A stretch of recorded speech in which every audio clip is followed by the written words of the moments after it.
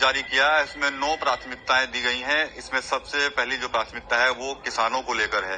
क्या इस बजट से किसान खुश हैं? इसी पर बात करेंगे हम। सहारनपुर में किसान भी हैं और किसान संगठनों से जुड़े कई उनके प्रतिनिधि नेता यहाँ पर मौजूद हैं। सबसे पहले भारतीय किसान यूनियन के जो नेता है अरुण राणा, उनसे बात कर लेते हैं। बजट में इस बार किसानों को काफी सुविधाएं जो है सरकार देने जा रही है। किसानों को आत्मनिर्भर बनाने की तरफ फोकस है। इसके अलावा डिजिटल फार्मिंग है, कई चीजें हैं जो सरकार दे रही है इस बार। तो क्या लगता है कि खुश हैं इस बार बजट से भी आप लोग? अजी बड़े भारी खुश है। किसान पर कर्जा माफ होगा, उस पर कर्जा नहीं रहा। अरे न सरकार ने तबाह कर दिए पिछले 10 साल में, तो इस पर कुछ हुआ नहीं।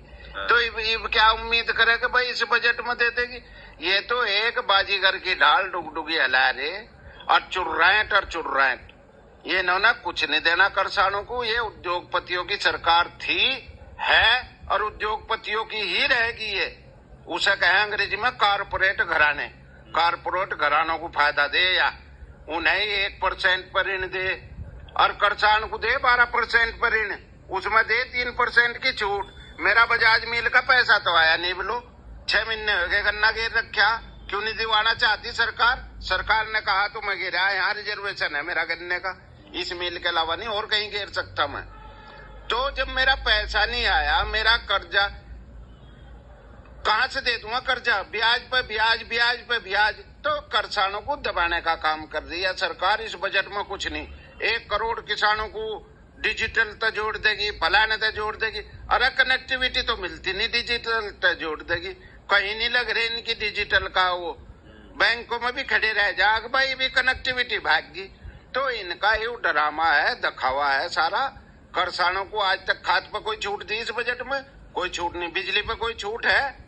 फ्री दे रही सरकार। कहने लगे अगर मीटर लगाकर अगर पिछला जमा करे तो छूट दें, और आगे तो छूट देनी शुरू कर, पिछला भी जमा करेंगे, आगे छूट जब मिलेगी। तो इन्हें नियम शर्तों का मैं बांध रही है। किसान का एक नकेल डालना चाह रही है, वह नकेल इन पर डलने की नहीं, हम ही डाल देंगे इनका नकेल। हम इसे सरकार को पाड़ के फेंकेंगे प्रदेश में तभी, और केंद्र में भी थोड़े दिन बैठेगी। लंगड़ी सरकार बनाई, अरीब का लंगड़ी भी नहीं बनाने के।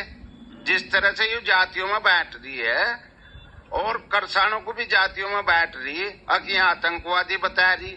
इस सरकार से पहले किसी की हिम्मत नहीं थी किसानों को आतंकवादी कहते। इस सरकार ने इतनी गलती बड़ी करी आतंकवादी कह के कि इस सरकार का सुपड़ा साफ कर दिया। देखो किसानों नहीं कराया। ठीक है। राणा जी, तो कहीं ना कहीं